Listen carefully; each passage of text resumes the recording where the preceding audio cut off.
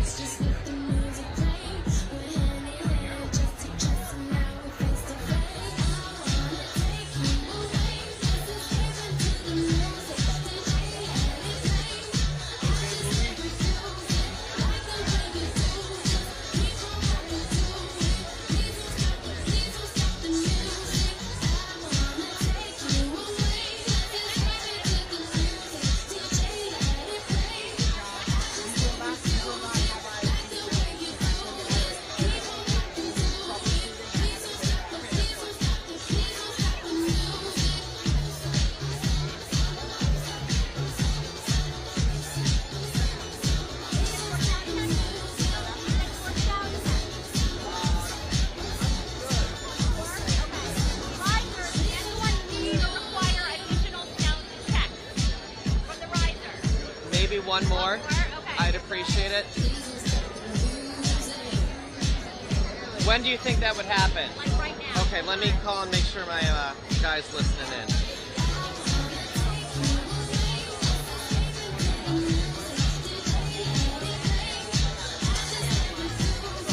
Hey, it's Mike again. They're about to do a second mic check, and I just want to make sure it all sounds good from your end, if that's okay.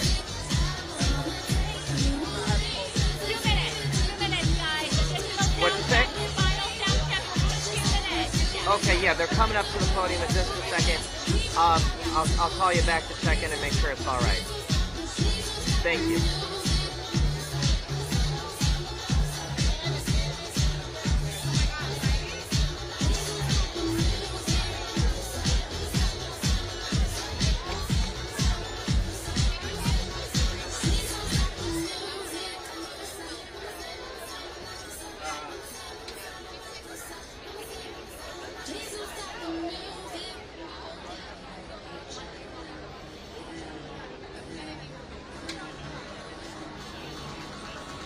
Put your paws up, 'cause you ain't going to swing, baby.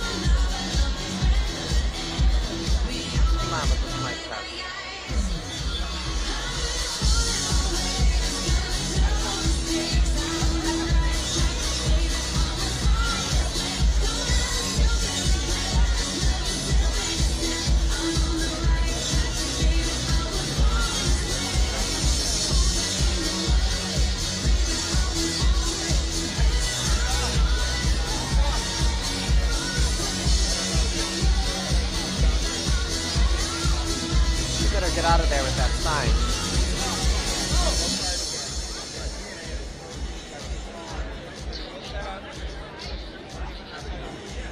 Let's do it, my man. Yeah, that's a big problem. I know. What do we even do? If you see a lady come back, you need to like talk to them about that. Yeah. Maybe they can just individually go up. Media podium check. Check 1 2. Media podium check. 1 2 3 4. Check 1 2. Media podium check. 1 2. Check 1 2 3 4 5 6.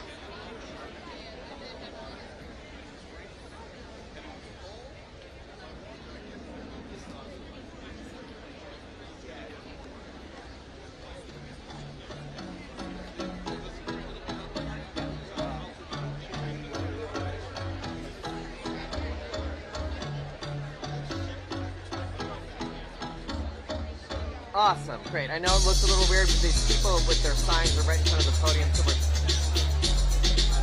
I know. Yep. Yep, that's what we're working on right now. All right, glad we got that fixed. Thank you so much. I will. I'll talk to you later. Thank you. All right, HU shot me looking for an organizer to do what you just said.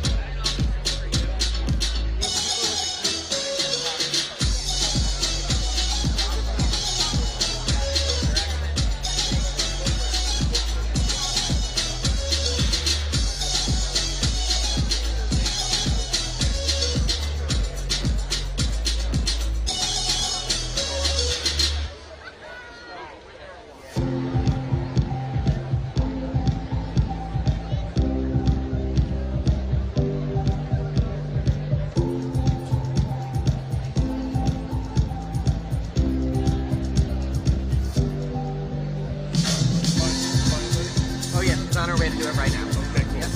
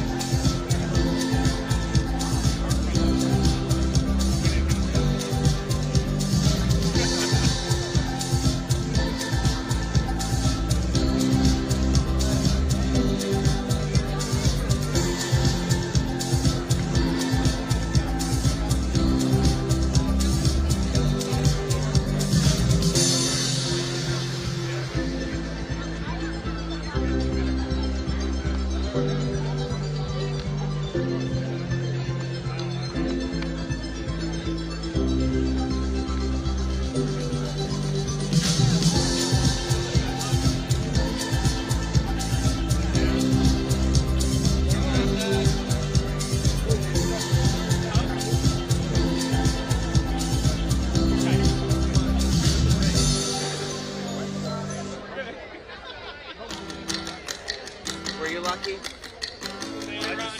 I'm insisting about it. Yeah. So I talked to the lady that was checking on her sound check. Yeah. No, I told this girl who just ran that. She did nothing. Yeah, she did nothing. Some other people are working on it. They got radios going. I might go in there. It's like a wall. I know. I can't see the podium at all.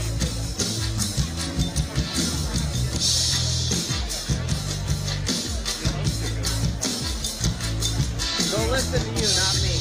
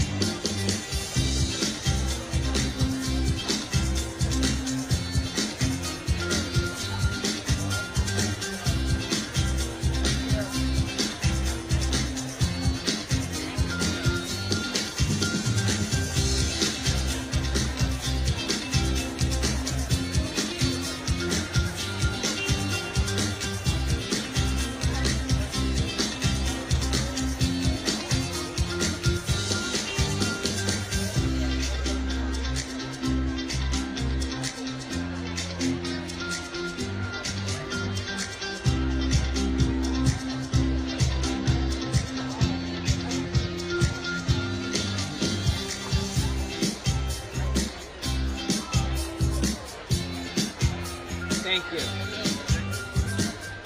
They were nice. But Yeah, they had no idea. Sure, you know.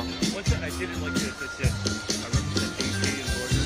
Our pictures go out to the entire world. Yeah. And no one across the world can be blocking both our cameras. Yeah. One of us isn't even going to lose over the other. Right.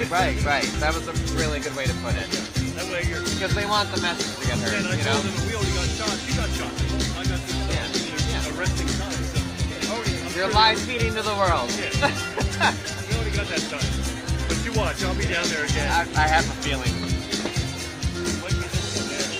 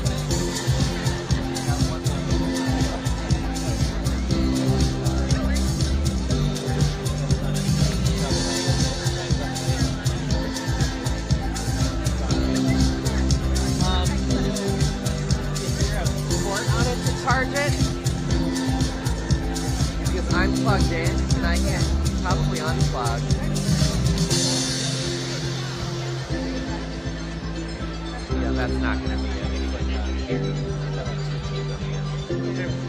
Hi guys, I'm sorry to bother you. You are with AP? I am.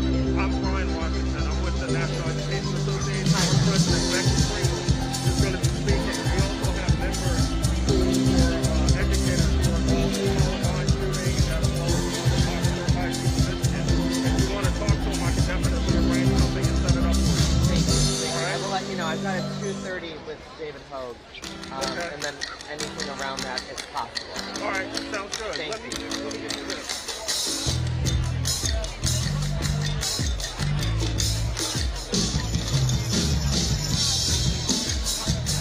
Thank you so much. Thank you, Brian. My name is Mike. I'll let you know, okay? All right, sounds good. Hey, Steve, how's it going, man? Yeah, I'm sorry.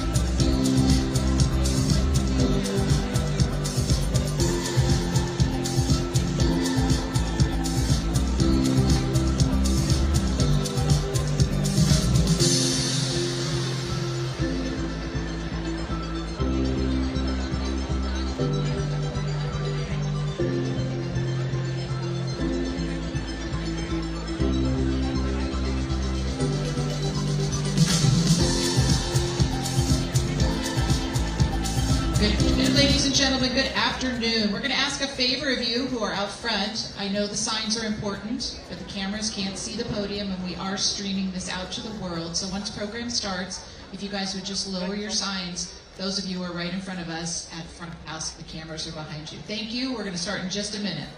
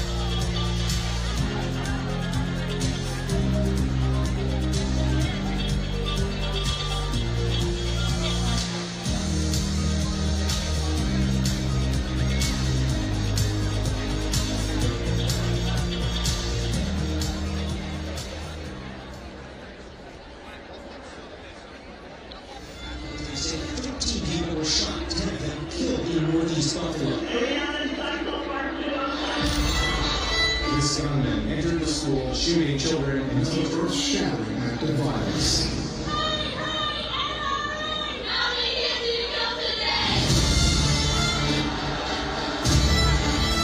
We are the turn of the century. We are the voice for change. We are the pieces to fix what America is falling short of. Make it happen. We will not allow the price to be put upon our lives. We've been fighting since Columbine, since Sandy Hook. The world wants change. Give it to us now. We're saying no more.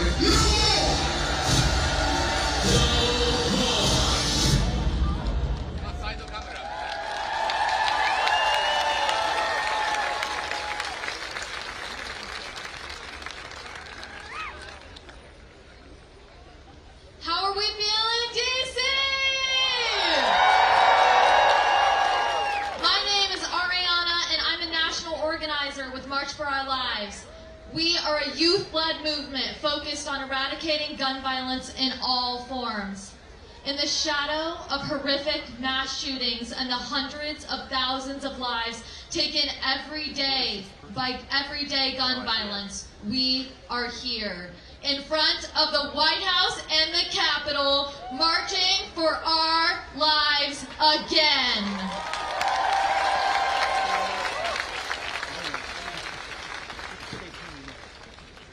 To kick off this march, please welcome Chicago survivor of gun violence and March for Our Lives board member Trayvon Bosley, accompanied by Garnell and Raymond Whitfield, sons of Ruth Whitfield, who was tragically killed in the Tops supermarket shooting in Buffalo.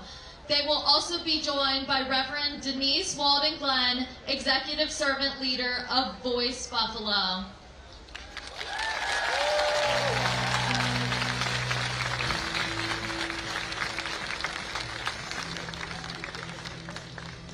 So before I start, I hate to have to do this even 4 years later. I had to do this 4 years ago. I need everybody to repeat after me. Say, everyday shootings are everyday problems. I need y'all to say it like people are really dying every single day. Say, everyday shootings are everyday problems. And I say it one more time so the people in Congress understand these are real lives. Say, everyday shootings are everyday problems. My name is Trayvon Bosley. I'm a member of the Brave Youth Leaders of St. Sabina and a board member of March for Our Lives. More importantly, I'm from the south side of Chicago, where 4 years ago I woke up to gunshots and police sirens, and 4 years later I wake up to gunshots and police sirens. Where 4 years ago I was burying my friends and family to gun violence, and 4 years later I'm still burying my friends and family to gun violence.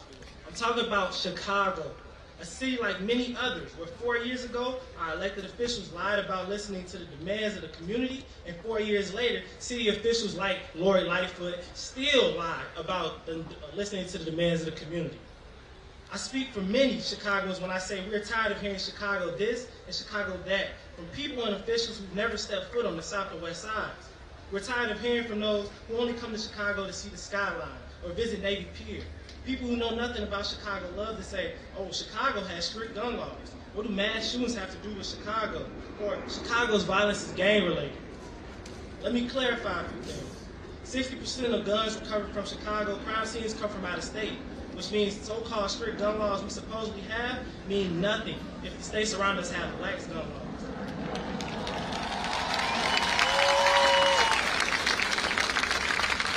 As for mass shootings occur often in Chicago, but instead of caring about the faces and the names affected, we're treated like nothing more than numbers who deserve to die. Now, as far as for Chicago shootings being gang-related, my cousin, Vincent Avant, shot and killed while sitting in the car. Blair Hope, shot and killed on a bus while on his way home from school. Deontay Smith, shot and killed at a block party. Matthew Rogers Jr., shot and killed while leaving a club. Lanaya Murphy, one of our brave youth leaders, shot and killed in the car. Hadia Pendleton, shot and killed in the park near her school. My brother, Terrell Bosley, shot and killed April 4, 2006 at church while getting ready for band rehearsal.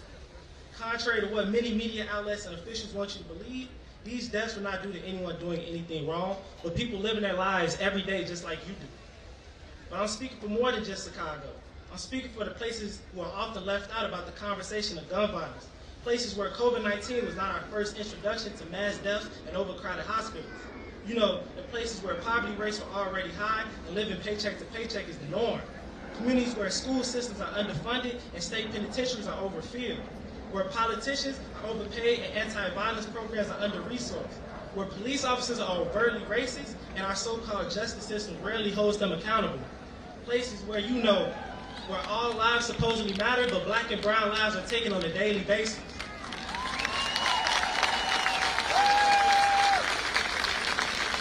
This pandemic did nothing more than rip off the sheets of lies and broken promises covering the problems of impoverished communities across America. Gun violence is an America's problem, and for too long she has not valued the lives of the black, brown, and the poor. The injustices we see on the daily are being blatantly ignored by those on Capitol Hill. The cries of the nation's children can be heard across the world, and you choose to turn a blind eye and a deaf ear to the lives being taken. Your job is to represent and serve all the people who call this country home. And so far, you've shown us you only represent the pockets of whoever donates the most to your campaign.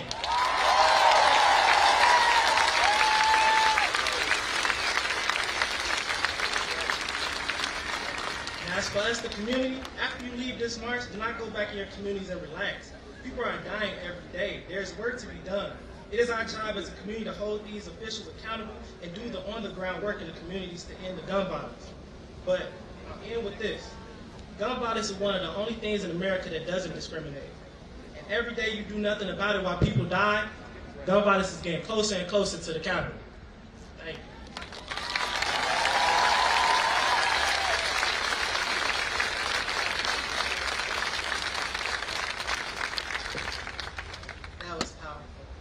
That was powerful. I love the energy of this crowd, so let's keep it going. When I say what do we want, I want you all to say justice. When I say when do we want it, I would like you all to say now. So what do we want? Justice! When do we want it? Now! What do we want? Justice! When do we want it? Now! What do we want? Justice! When do we want it? Now! That's right, y'all. And it's time that we get justice. Right? As long as these gun laws don't change, that is not justice. As long as we don't do something to address the anti-blackness and the white supremacy in our communities, we don't have justice. So we are here to demand justice, and we are here to demand it right now.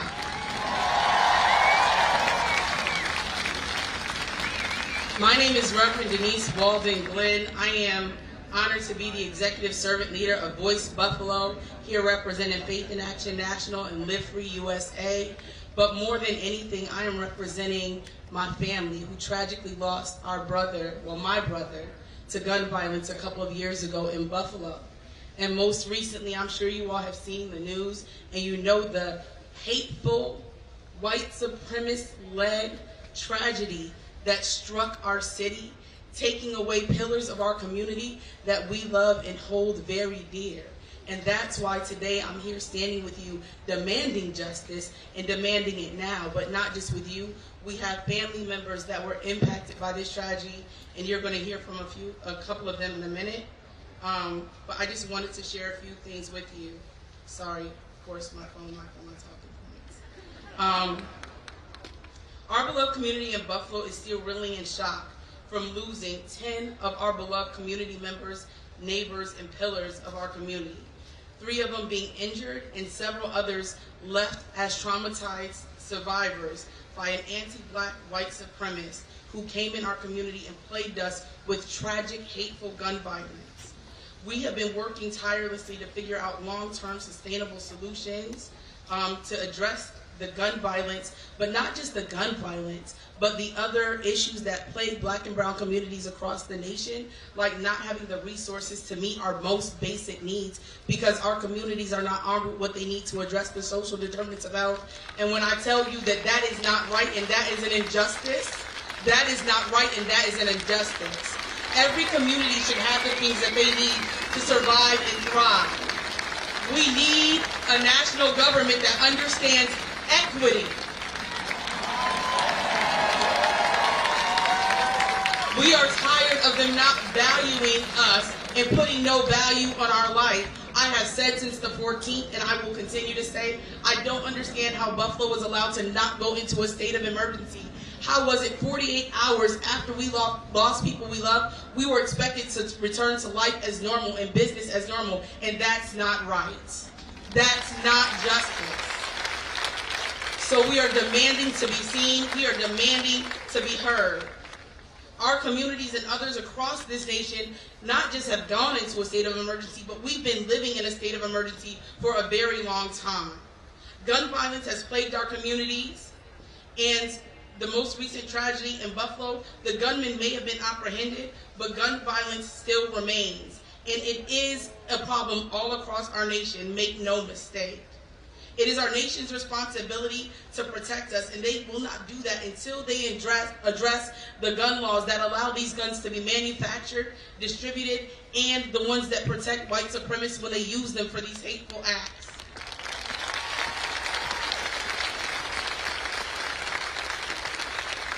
This tragedy falls on the current gun laws and the lawmakers that allow these laws to stay in place, and the anti-black hate that continues to motivate people across the nation to act in such violent, hateful ways. We've lost many in our communities to gun violence, including the pillars of our community, and it is time that we stand up and demand justice. As a person of faith, I'm asking the nation to not just pray for us who have been impacted by gun violence, but I'm asking them to take action. Voice Buffalo and our allies are demanding local, state, and national elected officials to walk and move with us and to do it right now.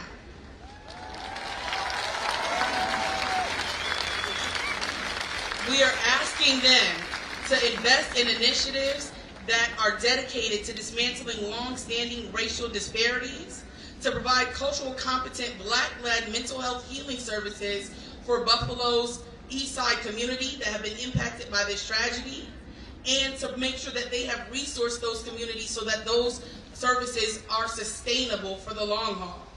We are asking them to invest in public safety by funding community-led violence intervention and prevention programs that will come from and be funded by the unused American Rescue Plan dollars. And we are calling for an anti-white supremacy hate crime bill. So we are asking all of you, that's right, it's time. It's time. So we're asking all of you that are here today to reach out to your elected officials, local and otherwise, and demand that they support this bill. We will not be silent. We will not be quiet until this is addressed. And to my faith leaders, thank y'all. To my faith leaders and my clergy across the nation, I want to remind us that we have a divine responsibility to not just pray, but to act on behalf of justice.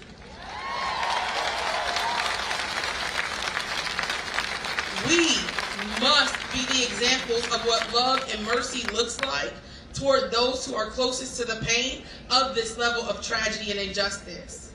And I will remind them of this scripture in Micah 6:8. He has shown you, O man, what is good, and what does the Lord require of you? To act justly, to love, mercy, and walk humbly with your God. Listen, y'all, it is time for justice, and the time for justice is right now. Remember, we are the leaders we've waited for, and if they don't give us what we've asked for, we will vote them out. Thank you.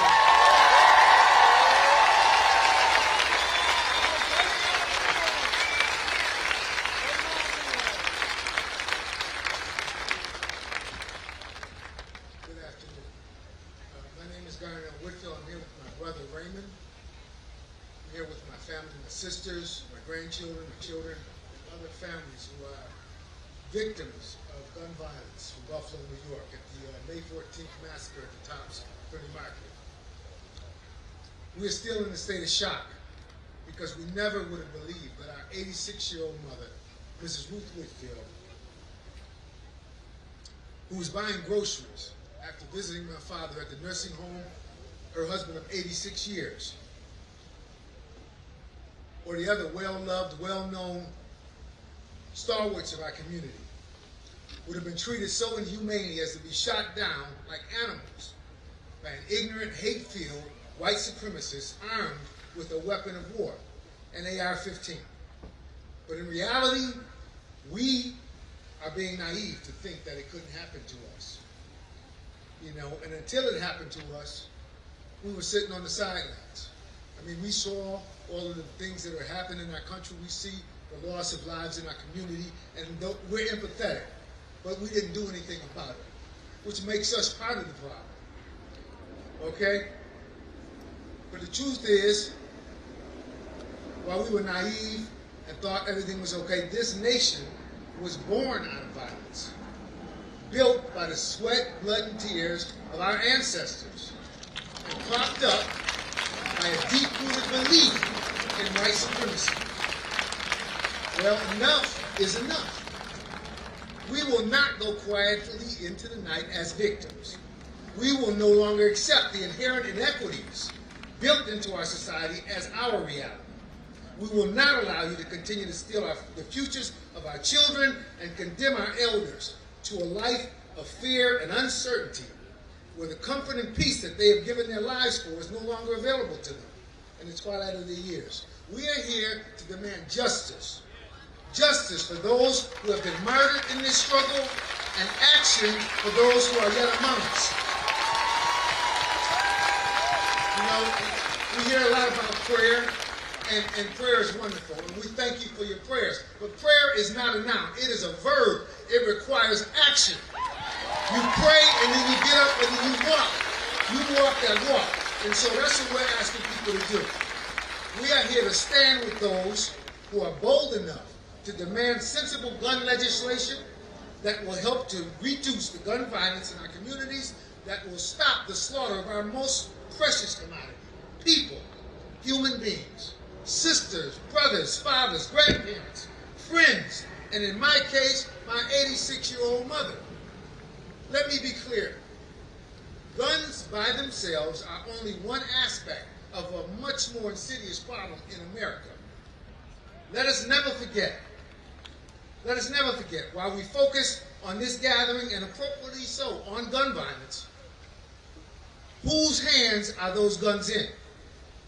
And what are they doing with them? Why are we sitting here pretending like we don't have a larger problem? These are ignorant individuals, you know, like the guy that had the gun in Buffalo. He pulled the trigger. But there are even sicker and more ignorant systems and people in high places that are arming them, that are loading the guns, that are radicalizing these people. They're filling them with weapons and filling them with hate-filled rhetoric, and through their inaction, they're giving them their tacit approval. If we stand here and we don't do anything about this, and we don't call it out, then we are giving them our approval. We demand, we're not asking, we demand the passage of an anti-white supremacy hate crime bill. Okay? Along with sensible gun legislation. And we're just simply here to say enough is enough. Thank you.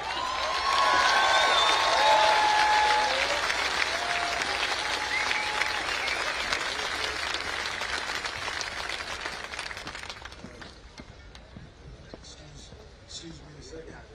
I'm like the pastor here. The technology is shut off.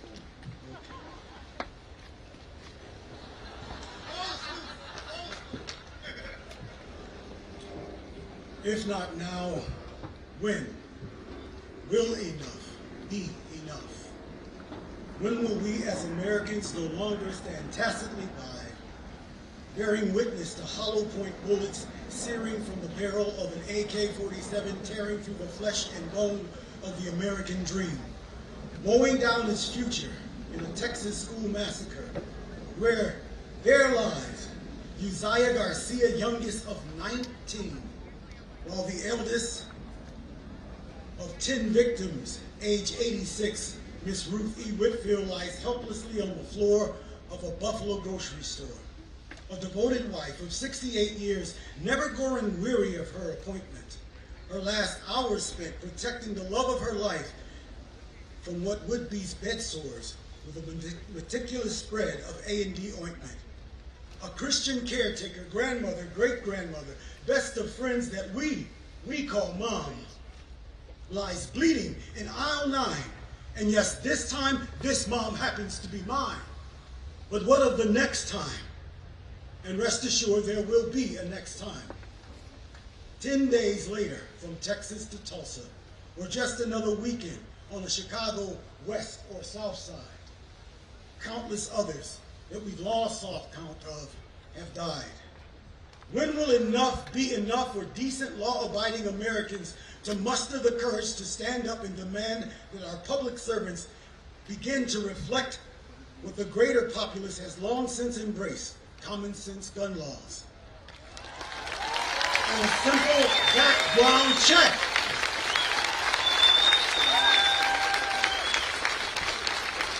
Now, some of you will ask us, what is it we really want?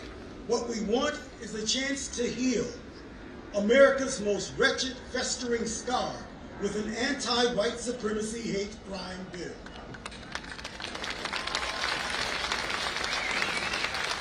It is time that we all come to see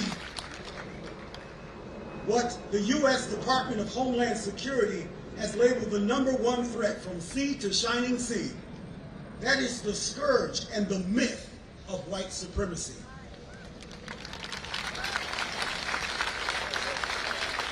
So let us implore our politicians in the spirit of those who have forethought and ingenuity to formulate a RICO statute in pursuit of organized crime. That is also time to strengthen the law of law enforcement, the ability to draw the line between those who would harbor, support,